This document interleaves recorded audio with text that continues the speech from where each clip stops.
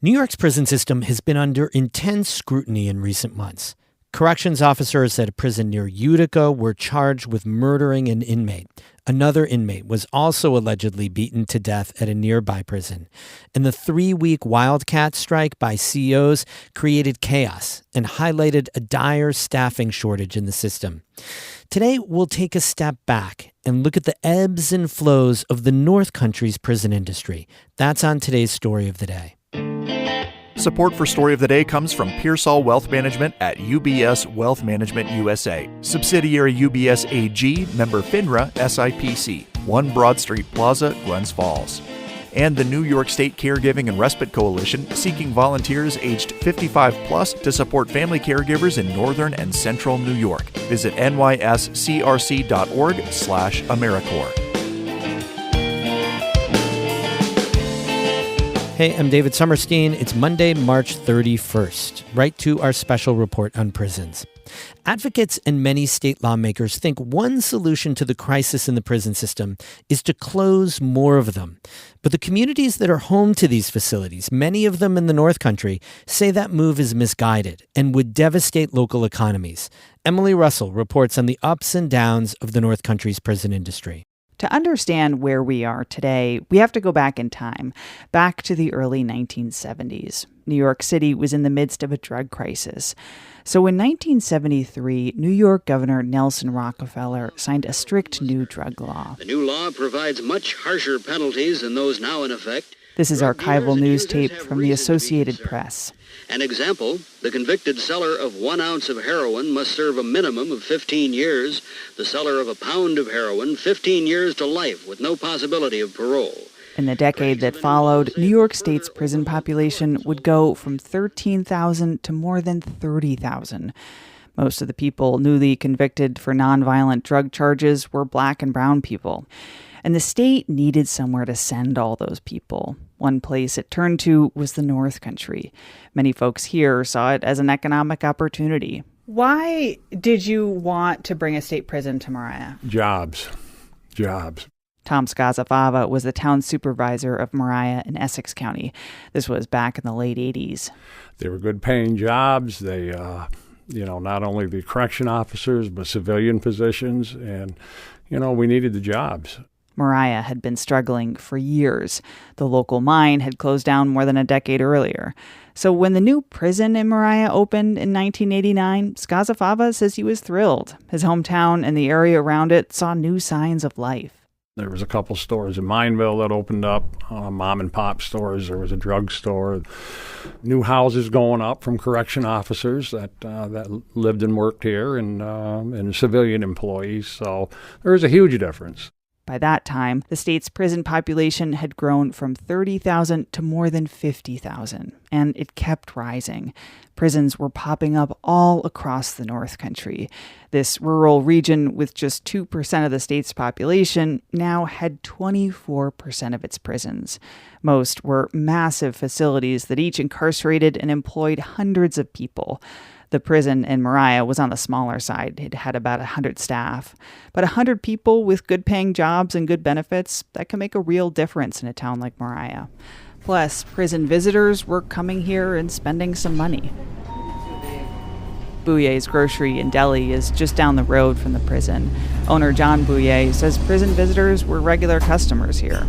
They travel 4 or 5 hours sometimes, and they sometimes just patronize the businesses, wait for the facility to be open to be able to go do visitation.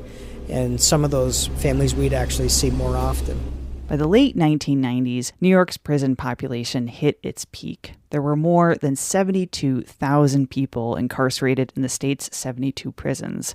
According to state data, about a third of the population was locked up on drug charges. And that Rockefeller drug law was ridiculous. I mean, it was overkill. That's David Hebert. He was a corrections officer in the North Country from the late 90s until just a few years ago when he retired. They were locking people up that never should have been locked up. So when they finally repealed the Rockefeller drug laws, that was good, and it did drop the inmate population by quite a bit. That inmate population began to drop by about 1,000 inmates every year since its peak in the late 90s. In 2009, then Governor David Patterson closed a small prison near Saranac Lake known as Camp Gabriel's. That move would kickstart a push to shutter prisons, including a bunch in the North Country, in places like Chateauguay, Lion Mountain, and Watertown. One of the most recent closures was Great Meadow in Washington County. Republican State Senator Dan Steck spoke at a rally there last summer, just months before it closed.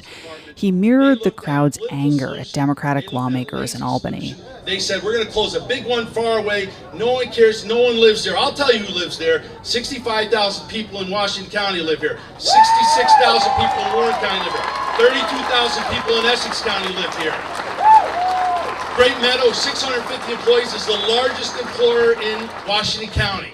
But it's this argument that the state should keep prisons open in part to preserve local jobs that many leaders in Albany have pushed back on. When Governor Andrew Cuomo took office, closing prisons was a top priority. Here he is at his first State of the State address in 2011. An incarceration program is not an employment program. If people need jobs, let's get people jobs. Since that speech, the state has closed more than 24 prisons. Cuomo's successor, Governor Kathy Hochul, has kept up that effort, closing 8 in just the last few years. That includes the prison in Moriah, where David Hebert spent most of his career as a CO. He really loved what he did and says the closing stung and impacted the whole region. It was devastating. You know, we were a family at Moriah, and Moriah was the largest employer in that community. And it didn't just affect them, it affected people from all around. Like myself, I was traveling from Keysville. There's people traveling from Osable Forks, from Plattsburgh, from as far south as like Port Edward. This ebb and flow of prisons opening in the 1980s and 90s and closing just decades later has frustrated a lot of folks around the region. Plus, all those prisons that the state has closed in the North Country have sat empty, falling into disrepair. Marcia Weissman says places like Moriah are partly to blame for the ups and downs. Weissman is a professor at Syracuse University and previously ran a nonprofit aimed at helping formerly incarcerated people. Communities were competing for these prisons.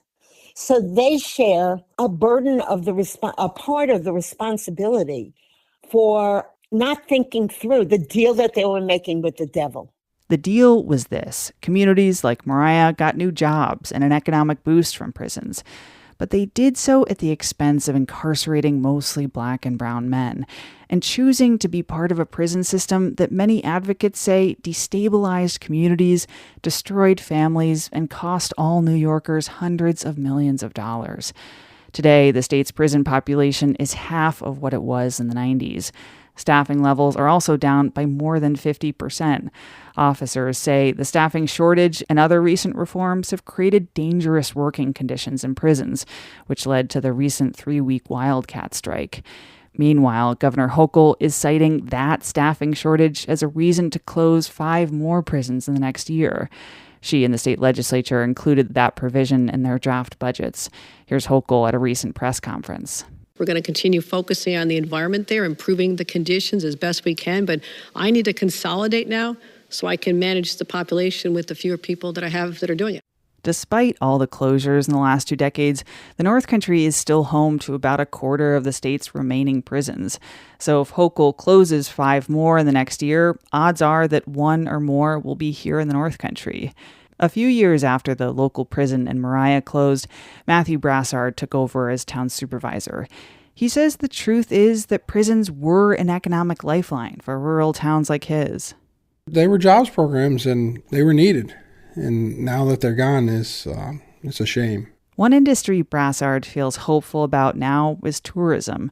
Moriah is right on Lake Champlain, and it's near other hubs in the area like Burlington, Plattsburgh, and Lake Placid.